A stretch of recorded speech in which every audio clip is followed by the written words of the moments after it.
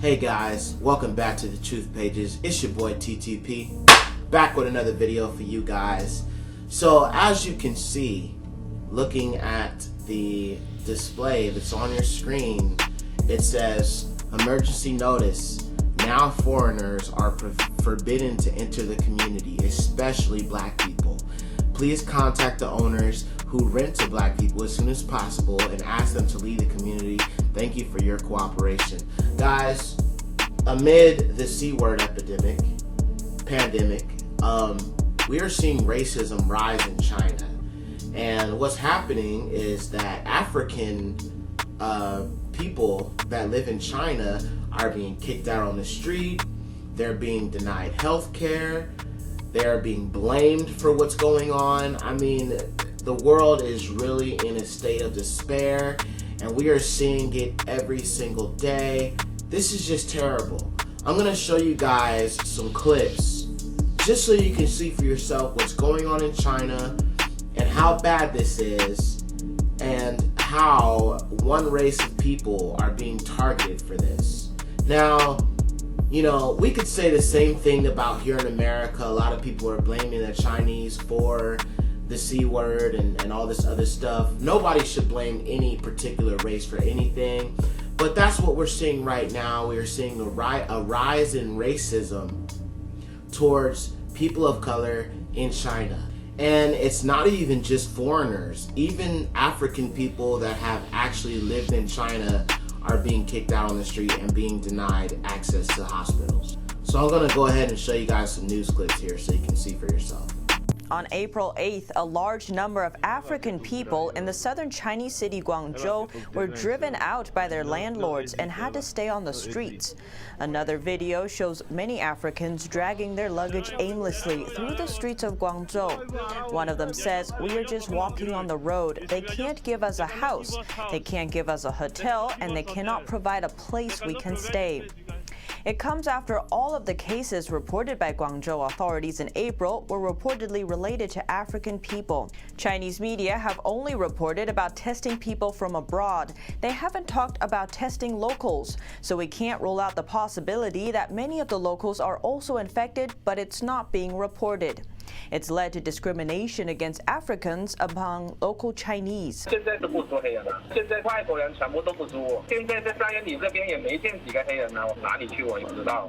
One citizen says the Africans staying on the street are a potential safety threat and a virus transmission hazard. Guangzhou is likely going to be a catalyst that ignites southern China. As for China, every time we ask questions of China, it says the world is being racist, that such questions make Chinese citizens easy targets of racist attacks. It is true that this pandemic has given bigots a sorry excuse to target some people, and that is absolutely unacceptable. Our issues, let me repeat, are with the Chinese government, not the Chinese people, who themselves are sufferers. But we must say this: when China talks about tackling racism, it should begin at home. Foreigners are being targeted in China. A comic strip has gone viral there. It labels foreigners as trash. This report has more.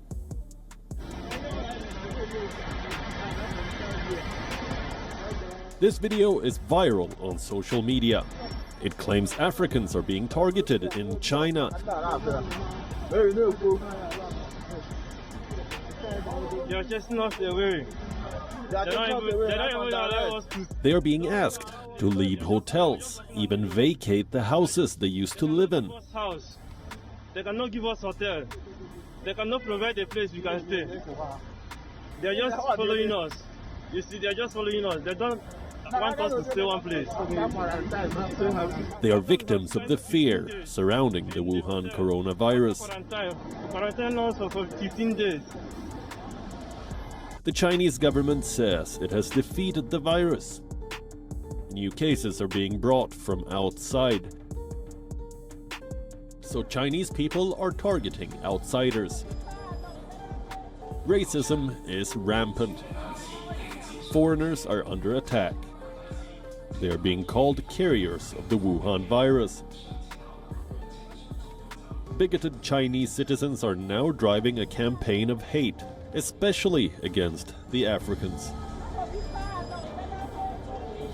comic strip went viral on WeChat over the weekend. It begins with a worker dressed in protective gear.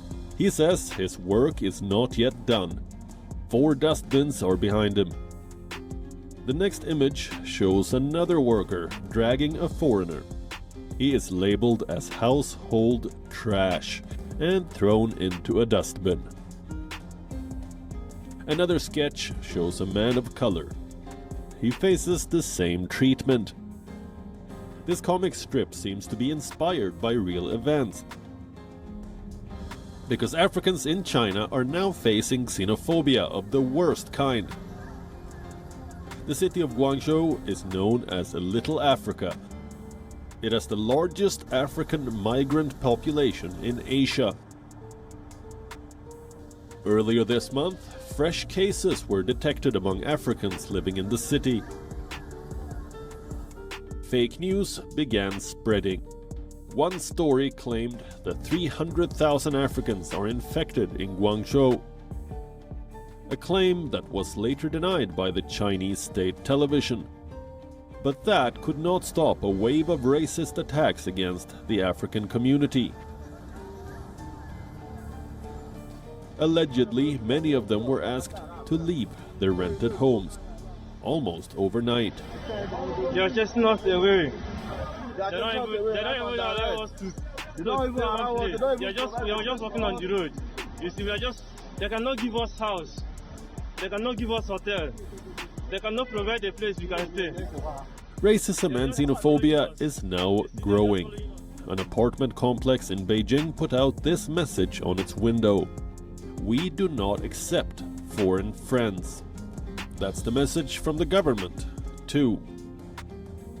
China has curbed the entry of foreign nationals. With the first reports of this outbreak, China began accusing the world of racism. China pointed out how its citizens abroad were being targeted, but Beijing is doing little and saying nothing about what's brewing in its own backyard. Bureau Report, WION, World is One. In Guangzhou in China are now complaining that Chinese authorities in the city have subjected them to forced evictions, arbitrary quarantines and mass coronavirus testing as the country seeks to contain cases of imported infections. China, however, says that while it has managed to contain the spread of local infections, there have been cases linked to the Nigerian community in the city that have sparked the alleged discrimination by locals and officials charged with the prevention of infections. Authorities say that Guangzhou had confirmed 114 imported coronavirus cases as of Thursday, 16 of which were Africans. The rest were returning Chinese nationals. Media reports indicate that several Africans have been forcibly evicted from their homes and turned away by hostels. Video footage shared on social media showed Africans sleeping on the streets like many countries across the world. China has banned foreign nationals from entering the country, and many travelers are being sent into 14-day quarantine. Letters from Kenya and Sierra Leone Foreign Affairs Ministry expressed concern about the recent cases of racist abuse and sought an explanation from Chinese authorities. The virus was first reported in China last year. Kenyans in China have asked their government to evacuate them due to a rise in cases of racism, but authorities in Kenya have not positively responded to those requests. Huddled on cobbled streets with layers of clothing to generate heat under the cold skies of Guangzhou city, this is the new way of life for Africans living in China. The very color of their skin now means trouble, screaming of sickness to natives who bear a different skin tone from them. Africans have become subjects of racial profiling. Chinese nationals blame them for the rising number of new coronavirus cases in the country. They didn't want me to enter the subway.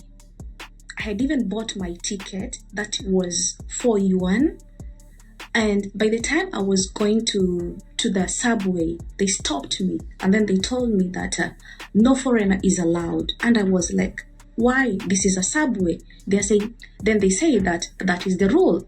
Then who am I to argue with the locals? I complied. According to the Chinese Health Authority, 63 new coronavirus cases were reported in mainland China, with 61 of them described as imported cases. Brenda, not her real name, has been living in China since 2017. Earlier this week, she was kicked out of her home without any explanation. And just like any other person in a foreign country, the embassy is usually the next resort. For her, it was the Kenyan embassy. I didn't have a place to go. I had to sleep outside. Yes, I did sleep outside.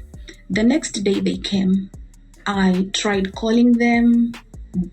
They were not actually responding to my call. What they told me, go to the police. I did that. After staying at the police station for a maximum of 3 good hours, they told me that we are sorry, we cannot help. She reached a dead end after 2 days of sleeping outside the embassy, a situation that many like her from other African nations have found themselves in. This video shows Chinese police officers escorting people of African descent from a place they had set apart for themselves. I know of 2 pregnant ladies. One is 8 months pregnant, the other is 6 months pregnant. They cannot access hospital. Patricia, also not her real name, was lucky to have escaped the eyes of Chinese nationals who came knocking in her house earlier today. Our conversation on phone revealing just how scary everything is. So the moment they have come, mimi nimejificha. So sasa niko kwa nyumba, the rest wametolewa, wanasema ati wanawapeleka quarantine for 14 days. It will be the 4th day today that foreigners, especially blacks, are denied access to services in the city.